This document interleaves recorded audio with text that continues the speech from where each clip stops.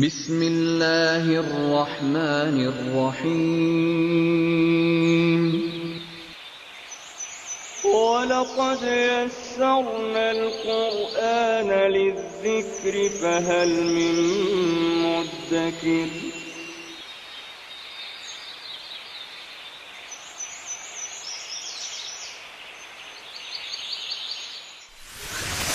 ألف باء تاء ثاء جيم حاء خاء دال ذال راء زاي سين شين صاد ضاد طاء عين غين فاء قاف كاف لام ميم نون هاء واو ياء ياء هذه حروف الهجاء.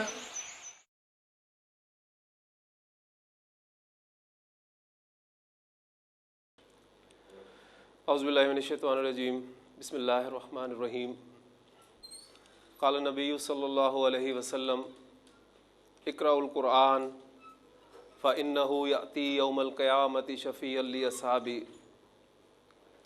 اللہ کے رسول صلی اللہ علیہ وسلم نے فرمایا قرآن پڑھا کرو کیونکہ قیامت کے دن اپنے پڑھنے والے کا سفارشی بن کر آئے گا.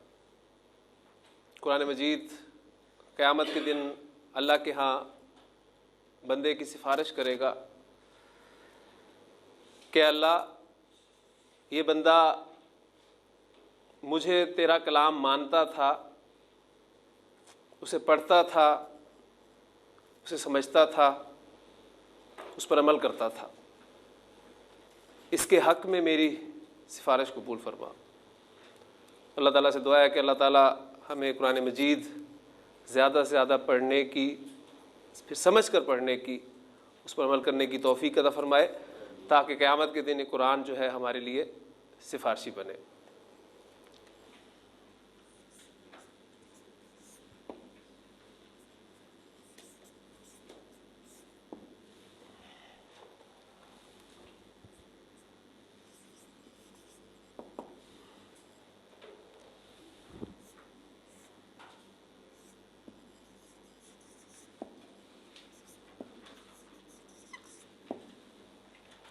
لفظ کی دو اقسام ہمارے سامنے آئی تھی، بامانی لفظ اور بے معنی لفظ، اور ہم نے کہا تھا کہ کیونکہ ہم نے قرآن مجید کا مطالعہ یہاں کرنا ہے لہٰذا بے معنی لفظ یا بے معنی الفاظ جو ہیں وہ ہمارے اس سلیبس میں شامل نہیں ہوں گے. اور بے معنی لفظ کہتے کسے؟ ہم اردو میں بہت سارے الفاظ جو ہیں وہ بے معنی بولتے ہیں، مثلا چائے شائے، کھانا وانا. اب اس میں کھانا اور چائے یہ تو ہمارے بامانی الفاظ ہیں، جبکہ شائع اور وانا یہ الفاظ جو ہیں بے معنی لفظ. عربی زبان میں ہر بامانی لفظ کلمہ کہلاتا ہے.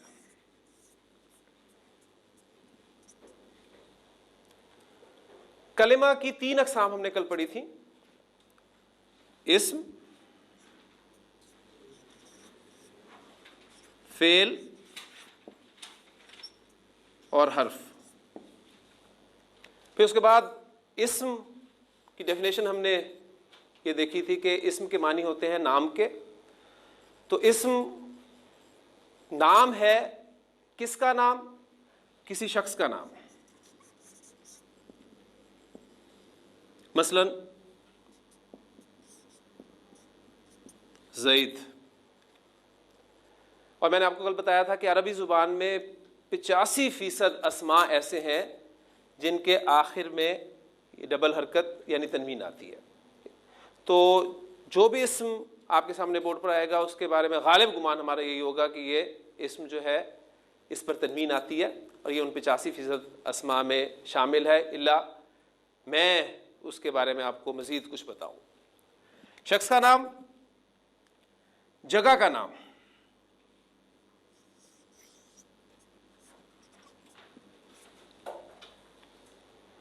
اب جو میں بات کر رہا تھا وہ فوراً میں نے آپ کے سامنے وہ بیان کر دی کہ مکہ تو جگہ کا نام ہے، لیکن آپ دیکھ رہے ہیں کہ اس پر تنوین نہیں آئی، تو یہ ان 85% اسماء میں شامل نہیں ہے. مزید انشاءاللہ تعالیٰ ان کے بارے میں باتیں آپ کو معلوم ہوتی جائیں گی. صفت کا نام،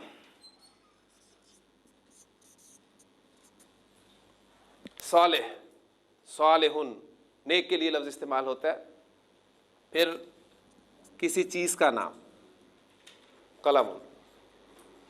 عربی زبان میں فعل وہی کلمہ کہلائے گا جس میں کسی کام کا کرنا یا ہونا زمانے کے حوالے کے ساتھ موجود ہو. زمانے کے حوالے سے مراد کیا ہے؟ میں آپ کے سامنے ایگزامپلز لکھتا ہوں. دیکھیں یہ ایک لفظ ہے, کلمہ ہے مارا, اور اس سے پہلے انڈرسٹوڈ ہے کہ اس نے مارا. اس لفظ میں کام کا مفہوم ہے, اور وہ کام کیا ہے؟ مارنا.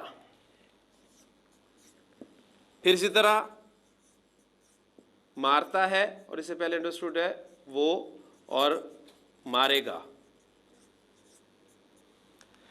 ان تینوں جگہ پر کام کا مفہوم جو ہے وہ آپ کو ملے گا مارنے کا. لیکن کام کے مفہوم کے ساتھ ایک اور چیز آپ کو پتہ چل رہی ہے, وہ کیا ہے؟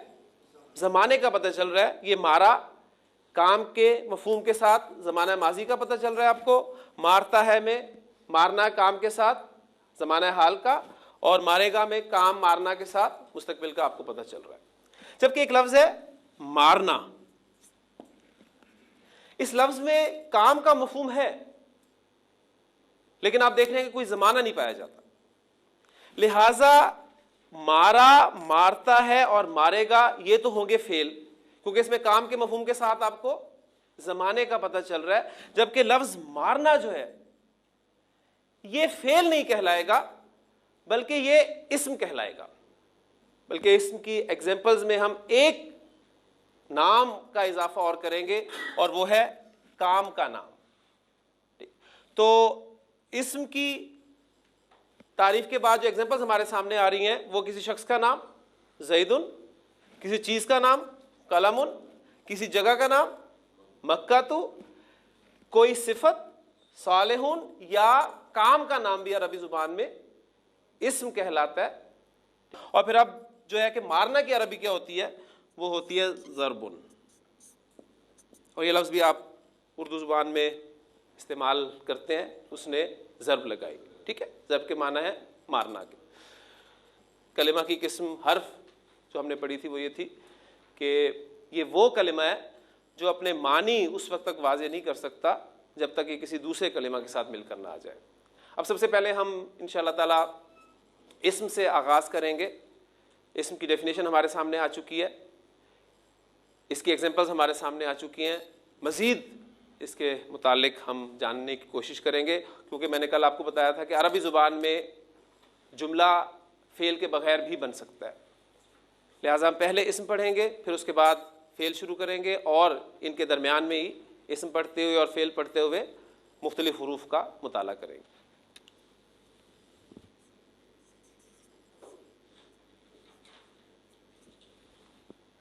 عربی زبان میں استعمال ہونے والا کوئی بھی اسم میری سمجھ میں نہیں آ سکتا. میں اسے نہ تو جملے میں استعمال کر سکتا ہوں, نہ گفتگو میں لا سکتا ہوں, نہ تحریر میں لا سکتا ہوں, جب تک مجھے اس کے بارے میں 4 باتیں معلوم نہیں ہوں گی. پہلی بات تو یہ ذہن میں رکھیے کہ 4 باتیں مجھے اسم کے حوالے سے معلوم ہونی چاہیے, تبھی میں اس اسم کو جملے میں استعمال کر سکتا ہوں. اب یہ 4 باتیں ہم پہلے اردو کے حوالے سے جاننے کی کوشش کریں گے. آپ کے سامنے کچھ ایگزامپلز میں اردو کی پہلے لکھ رہا ہوں.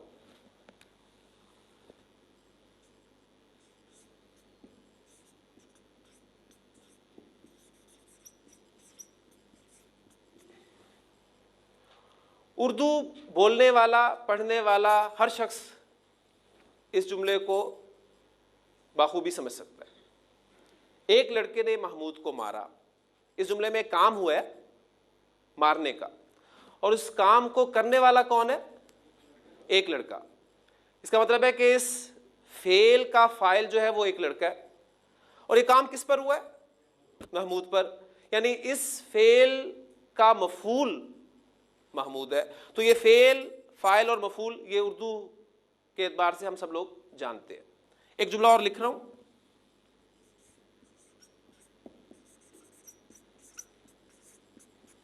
حامد نے محمود کو مارا.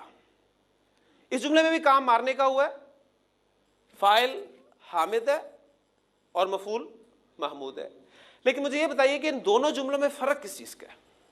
یہ فرق آپ کا اسم نکرہ اور اسم معرفہ کا ہے. یعنی یہ بھی آپ کے علم میں پہلے سے کچھ چیزیں ہیں.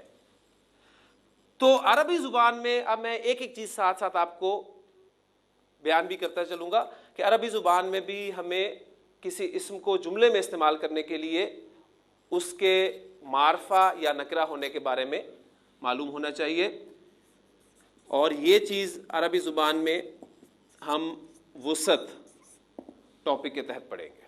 ہمیں اسم کی وسعت کے بارے میں معلوم ہونا چاہیے, اور وسعت سے مراد ہے کہ اسم معرفہ ہے یا نکرہ ہے. ڈیٹیل سے انشاءاللہ تعالی ہم ان کو پڑھیں گے. ابھی صرف میں ان کا آپ کے سامنے ایک تعارف پیش کر رہا ہوں. ایک جملہ اور آپ کے سامنے لکھ رہا ہوں, اور امید کرتا ہوں کہ آپ اس جملے میں سے غلطی نکالیں گے انشاءاللہ تعالی.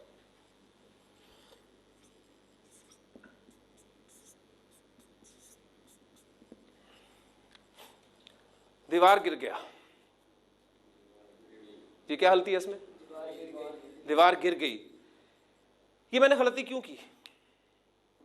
مجھے جملہ بنانا تھا جس میں دیوار اسم میں استعمال کرنا چاہ رہا ہوں, لیکن اب مجھے اس دیوار اسم کے بارے میں پتہ نہیں کہ اردو زبان میں اس اسم دیوار کا استعمال مذکر ہوتا ہے یا مؤنث ہوتا ہے.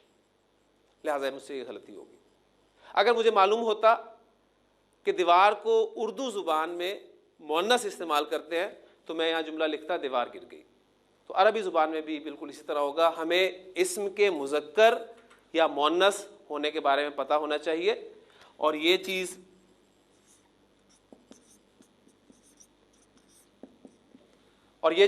عربی زبان میں ہم جنس کے ٹاپک کے تحت پڑھیں گے. پھر ایک اور جملہ آپ کے سامنے میں لکھنے لگا ہوں.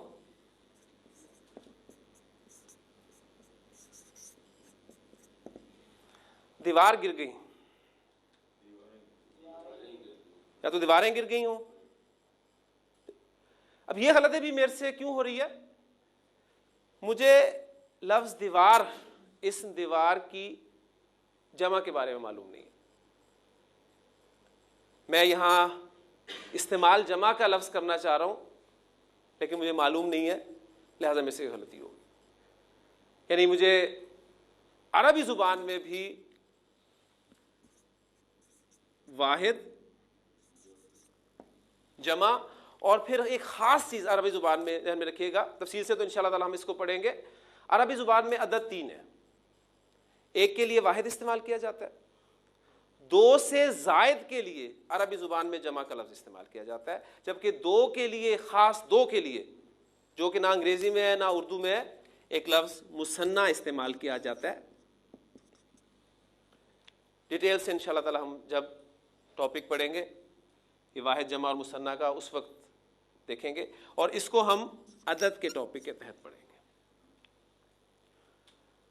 تو عربی زبان میں ابھی تک جو باتیں آپ کے سامنے آئی ہیں وہ یہ کہ 3 چیزیں میں نے بیان کر دیں. اسم کی وسعت کے بارے میں مجھے معلوم ہونا چاہیے, اور وسعت سے مراد اسم کا معرفہ ہونا یا نکرہ ہونا ہے. اسم کی جنس کے بارے میں معلوم ہونا چاہیے, اور جنس سے مراد اسم کا مذکر ہونا یا مؤنث ہونا, اور اسم کے عدد کے بارے میں معلوم ہونا چاہیے, یعنی اسم کا واحد ہونا, مثنیٰ ہونا یا جمع ہونا.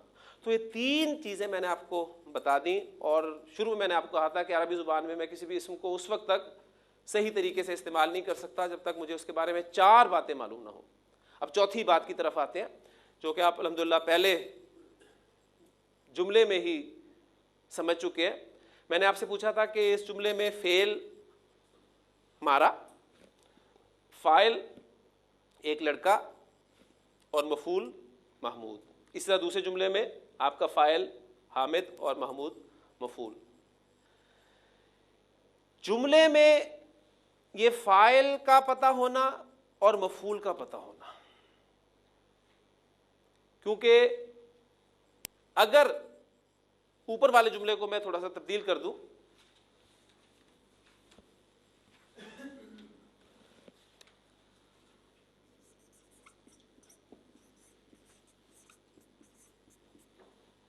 محمود نے حامد کو مارا,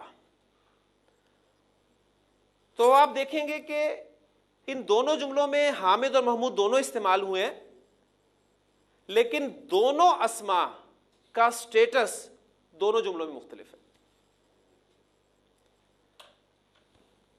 جو یہ جملہ لکھا ہوا ہے حامد نے محمود کو مارا، اس جملے میں آپ کا فاعل کون ہے؟ حامد. محمود آپ کا مفعول ہے.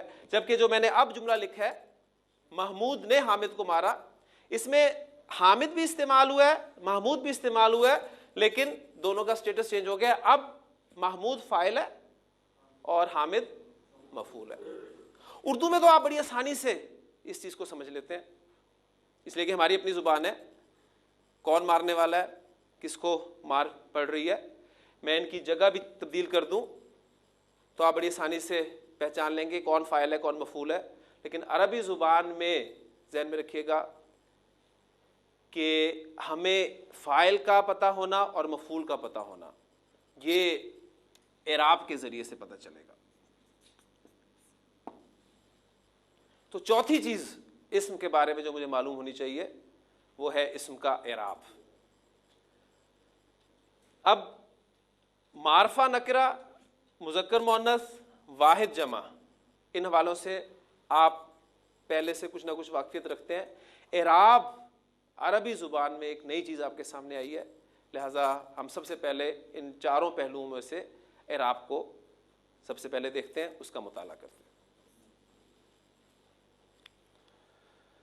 اعراب کے حوالے سے سب سے اہم بات جو آپ نے ذہن میں رکھنی ہے وہ یہ ہے کہ زیر زبر پیش اعراب نہیں ہے. اعراب عربی زبان کا سب سے اہم ترین وصف ہے. پھر سوال پیدا ہوتا ہے کہ اگر زیر زبر پیش اعراب نہیں ہے تو پھر اعراب کیا ہے؟ اعراب کی حقیقت کو سمجھنے کے لیے کچھ ایگزامپلز میں آپ کے سامنے بورڈ پر لکھتا ہوں، انشاءاللہ تعالیٰ بڑی آسانی سے آپ کو یہ بات سمجھ میں آ جائے گی.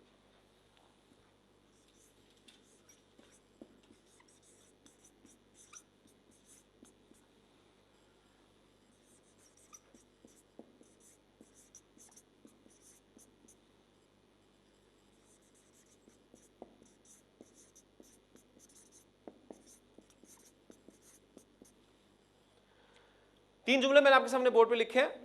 حامد نے محمود کو مارا، محمود نے حامد کو مارا اور محمود نے حامد کے بھائی کو مارا.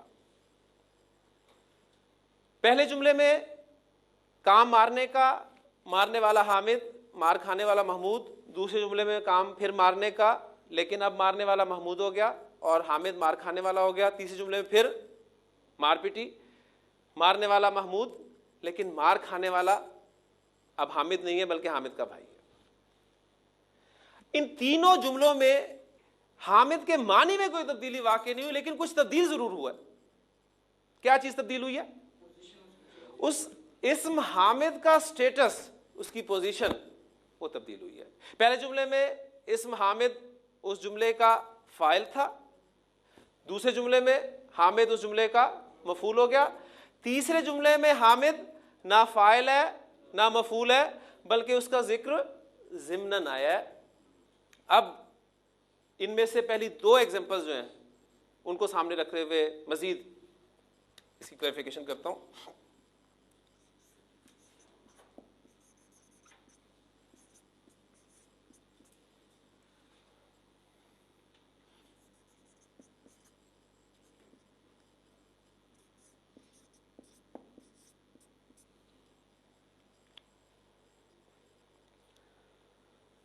میں نے دو جملے آپ کے سامنے بورڈ پر اور لکھے ہیں.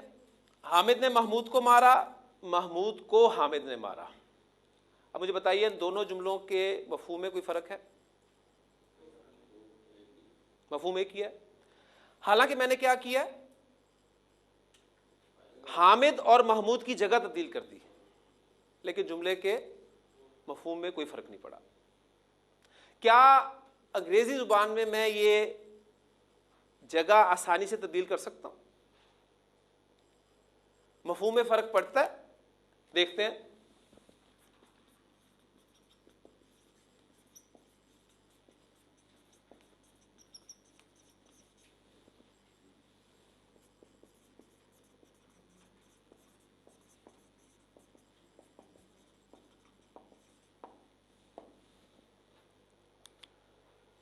حامد کی جگہ میں محمود رکھ دیا، محمود کی جگہ حامد رکھ دیا، معنی میں فرق پڑا؟ مفہوم چینج ہو گیا. اردو میں جگہ میں نے تبدیل کر دی تو مفہوم میں فرق نہیں پڑا. انگریزی میں نے جگہ تبدیل کر دی, مفہوم بدل گیا. آپ کو کیسے پتا چلا ان دونوں جملوں میں کہ اس پہلے جملے میں بھی حامد آپ کا فاعل ہے اور دوسرے جملے میں بھی حامد آپ کا فاعل؟ آپ کو کیسے پتا چلا؟ یعنی آپ نے ایک علامت مقرر کی کہ اچھا اردو زبان میں عام طور پر فاعل کے ساتھ یہ نے کا لفظ استعمال ہوتا ہے, لہذا یہ نے لفظ جہاں بھی اسم کے ساتھ جائے گا ہم اسے فاعل ہی تصور کریں گے, اور کو کا لفظ جو ہے یہ عام طور پہ مفعول کے ساتھ استعمال ہوتا ہے, اس لیے یہ کو کا لفظ جس اسم کے ساتھ جائے گا اس سے ہم مفعول کہیں گے. جبکہ انگریزی میں ترتیب اہمیت رکھتی ہے, اس میں یہ کو کے لیے اور نے کے لیے کوئی لفظ نظر نہیں آ رہا آپ کو. اب عربی زبان کی اہم ترین بات وہ سن لیجئے گا کہ عربی زبان میں نہ تو نے اور کو کے لیے کوئی لفظ ہے, کوئی لفظ نہیں ہے. نے اور کو کی عربی آپ کو نہیں ملے گی, اور نہ ہی ترتیب کی کوئی اہمیت ہے. ہاں کچھ ریسٹرکشنز ہوں گی جہاں ہم فاعل اور مفعول کو اپنی اپنی جگہ پر رکھیں گے. ان تینوں جملوں کے اعتبار سے اب میں اعراب کی ڈیفینیشن آپ کے سامنے رکھنا چاہ رہا ہوں. معنی کی تبدیلی کے بغیر اسم کی حالت کی تبدیلی, جسے ہم نے اسٹیٹس کہا ہے, معنی کی تبدیلی کے بغیر اسم کی حالت کی تبدیلی اعراب کی تبدیلی کہلاتی ہے. اب یہ جو جملے میں نے آپ کے سامنے لکھے, حامد نے محمود کو مارا اور محمود نے حامد کو مارا, ان کی عربی میں آپ کے سامنے لکھ رہا ہوں, تو انشاءاللہ تعالیٰ بڑی آسانی سے آپ پہچان لیں گے کہ یہ کیسے ہمیں پتہ چلے گا کہ یہ فاعل ہے اور یہ مفعول ہے. حامد نے محمود کو مارا.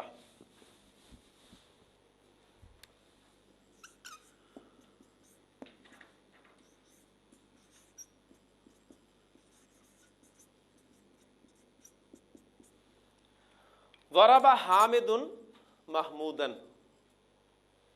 اور اس کا الٹ مفہوم دینے والا جملہ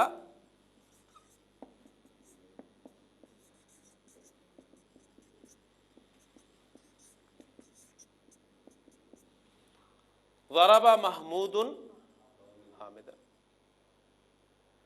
اب آپ دیکھ رہے ہیں کہ جب حامد جملے میں فاعل کے طور پہ استعمال ہوا تھا تو اس پہ میں نے دو پیش ڈالی تھی, اور جب حامد جملے میں مفعول کے طور پہ استعمال ہوا تو میں نے دو پیش کی جگہ پر دو زبر استعمال کی. اسی طرح محمود کے حوالے سے آپ دیکھ سکتے ہیں, محمود جب مفعول کے طور پہ تھا تو دو زبر کے ساتھ استعمال ہوا تھا, اور جب فاعل کے طور پہ آیا تو دو پیش کے ساتھ آیا. آپ کلمہ پڑھتے ہیں لا الہ الا اللہ محمد رسول اللہ صلی اللہ علیہ وسلم. اس کلمہ میں آپ کو اس محمدن کی شکل میں نظر آتا ہے. پھر آپ اذان میں کیا کہتے ہیں؟ اشہد ان محمدن.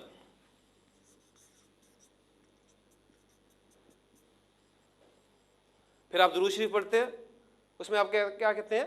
اللہم صلی علی محمدن. اب اسم محمد صلی اللہ علیہ وسلم آپ دیکھ رہے ہیں کہ تین شکلوں میں استعمال ہوا ہے, لیکن شاید آپ نے کبھی غور نہ کیا. اب تینوں جگہ پر اسم محمد صلی اللہ علیہ وسلم کے معنی محمد صلی اللہ علیہ وسلم ہی ہے.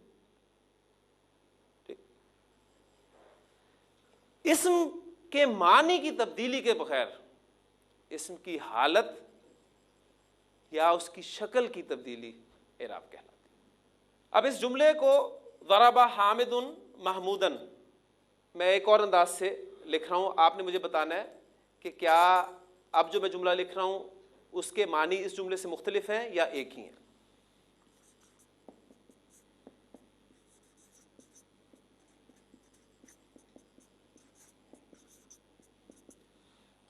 ضرب محمودن حامدن, ہاں یہ دونوں جملوں کے معنی ایک ہی ہیں یا مختلف ہو گئے؟ ایک ہی ہیں. الحمدللہ آپ نے پہچان اب کرنی شروع کر دی کہ وہ دو پیش جو تھے وہ حامد کے ساتھ ہی ہیں، اگرچہ حامد کی جگہ میں نے تبدیل کر دی لیکن مفہوم میں کوئی فرق نہیں ہے۔ تو جو میں نے کہا تھا کہ عربی زبان میں نہ تو نے اور کو کے لیے کوئی لفظ ہے، اب آپ دیکھ رہے ہیں کہ اس میں 3 الفاظ استعمال ہوئے ہیں، 2 اسماء ہیں، ایک حامد، دوسرا محمود، اور ایک فعل استعمال ہوا ہے۔ اور ترتیب کا جہاں تک تعلق ہے وہ بھی آپ کے سامنے ہے، میں نے ترتیب تبدیل کر کے دکھا دی، کوئی مفہوم میں فرق نہیں پڑا۔ تو اعراب کے بارے میں جو 2-3 باتیں میں نے آپ کے سامنے کی ہیں ان کو پھر ذہن میں تازہ کر لیجئے۔ پہلی بات یہ ہے کہ عربی زبان میں اعراب اہم ترین وصف ہے۔ اعراب کے معنی زیر زبر پیش کے نہیں ہے، اور اعراب اسم کے معنی کی تبدیلی کے بغیر اس کی حالت یا شکل کی تبدیلی کو ہم اعراب کہتے ہیں۔ اب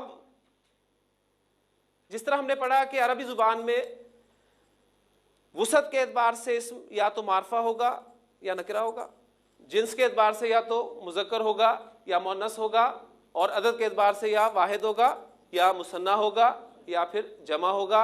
اس اعتبار سے ہم اعراب کے حوالے سے بھی اس کو پورا کرتے ہیں۔ اعراب کے اعتبار سے اسم 3 حالتوں میں سے کسی ایک حالت میں آپ کو ملے گا، چوتھی حالت کوئی نہیں ہوگی۔ اسم کی 3 حالتیں ہی ہو سکتی ہیں، چوتھی حالت کوئی نہیں ہوتی۔ جس طرح وسعت کے اعتبار سے 2 ہے، معرفہ نکرہ، کوئی تیسری چیز نہیں ہے، جنس کے اعتبار سے مذکر مؤنث، تیسری چیز نہیں ہے، عدد کے اعتبار سے واحد مثنیٰ جمع، چوتھی چیز نہیں ہے۔ لہٰذا اعراب کے اعتبار سے اسم کی 3 حالتیں ہی ہو سکتی ہیں، چوتھی حالت کوئی نہیں ہوتی۔ وہ حالتیں کون کون سی ہیں وہ میں آپ کے سامنے بورڈ پر لکھتا ہوں۔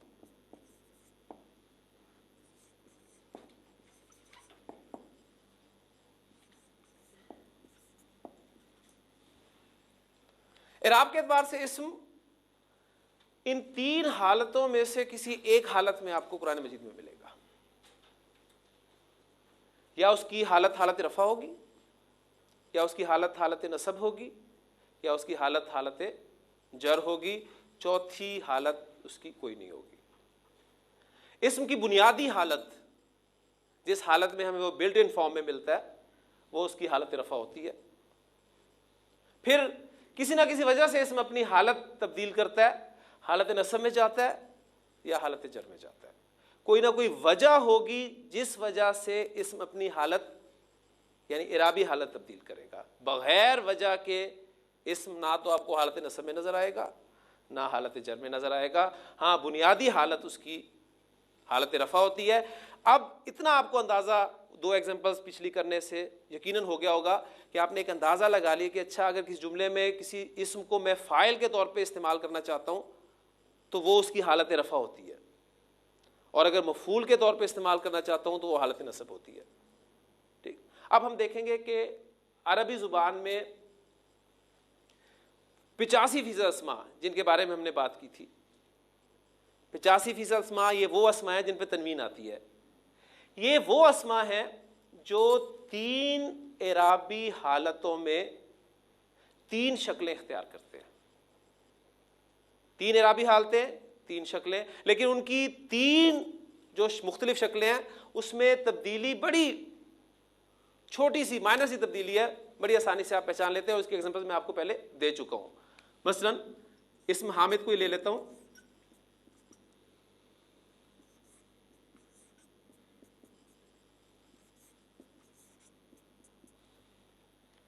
حامدن، حامدن، حامدن۔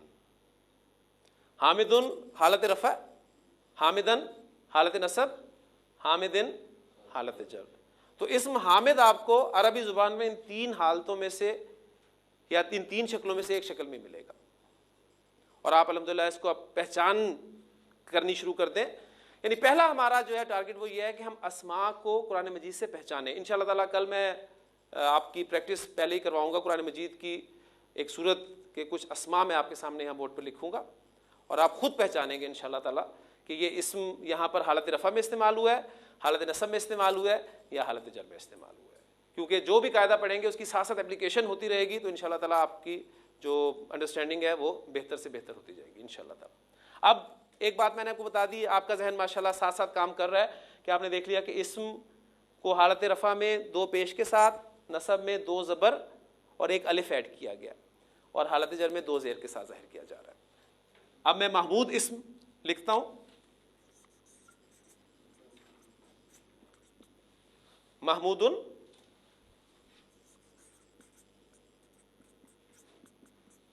حالت نصب اس کی محمودن, حالت جر اس کی محمودن,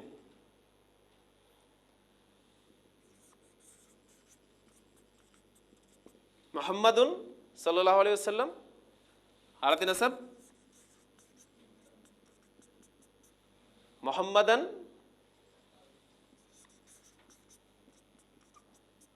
اور حالت جر محمدن. تو الحمدللہ آپ اس قابل ہو گئے ہیں جو پہلی مرتبہ عربی پڑھ رہے ہیں کہ وہ بتا سکتے ہیں کہ ہم کلمہ طیبہ میں اسم محمد صلی اللہ علیہ وسلم حالت رفع میں استعمال کرتے ہیں. ہم جب اذان میں اسم محمد صلی اللہ علیہ وسلم کا ذکر کرتے ہیں تو وہ حالت نصب میں کرتے ہیں, اور درود شریف میں جب ہم اسم محمد صلی اللہ علیہ وسلم کا ذکر کرتے ہیں تو وہ حالت جر میں کرتے ہیں. اسم کے مختلف حالتوں میں رفع, نصب, جر, ان تین مختلف حالتوں میں ہونے کی مختلف وجوہات ہو سکتی ہیں. حالت رفع میں ہونے کی ایک بنیادی وجہ آپ کے سامنے آ چکی ہے کہ بلٹ ان حالت اس کی حالت رفع ہوتی ہے. حالت رفع میں ہونے کی اور بھی وجوہات ہوں گی, جیسے کہ فاعل کے طور پہ استعمال ہوگا تو حالت رفع میں ہوگا, مفعول کے طور پہ استعمال ہوگا تو حالت نصب میں استعمال ہوگا, اور نہ فاعل ہوگا نہ مفعول ہوگا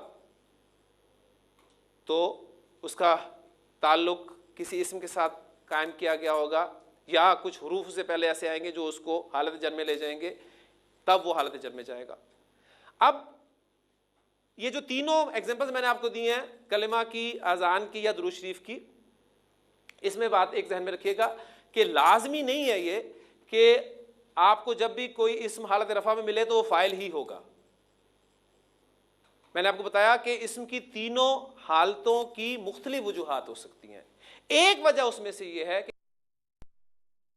استعمال ہوتا ہے تو حالت رفع میں استعمال ہوتا ہے. لہٰذا آپ اب اس کو اس کے ساتھ کنیکٹ کرنے کی کوشش کیجیے گا کہ لا الہ الا اللہ محمد رسول اللہ صلی اللہ علیہ وسلم میں محمد اسم جو ہے فاعل ہے, وہاں کوئی فعل کا ذکر نہیں ہوا, ذہن میں رکھیے گا.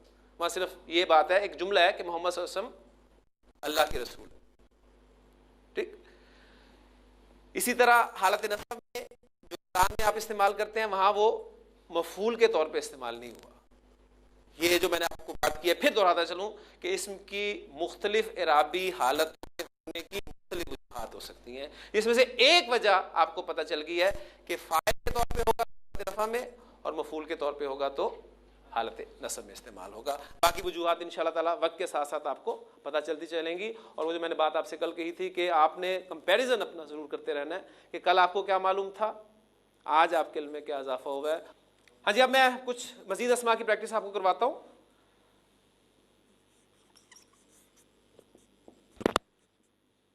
مسجد, اس اسم کی حالت نصب آپ خود بولیں گے انشاءاللہ تعالیٰ, کیا بنے گی؟ مسجدن. حالت جر کیا ہوگی؟ مسجدن. اب مسجد کا دروازہ ہوتا ہے, جس طرح آپ کے کمرے کا ایک دروازہ ہے, تو دروازے کو عربی زبان میں بابن کہتے ہیں.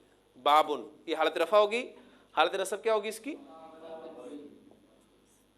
بابن. بابن. ایک چیز آپ نوٹ کر رہے ہیں کہ یہ اسماء جو میں آپ کے سامنے بورڈ پر لکھ رہا ہوں, ان اسماء میں حالت نصب میں دو زبر کے بعد ایک الف میں استعمال کر رہا ہوں. یہ عربی زبان کا قاعدہ ہے. یہ 85% اسماء ہیں جو تین اعرابی حالتوں میں تین شکلیں اختیار کرتے ہیں.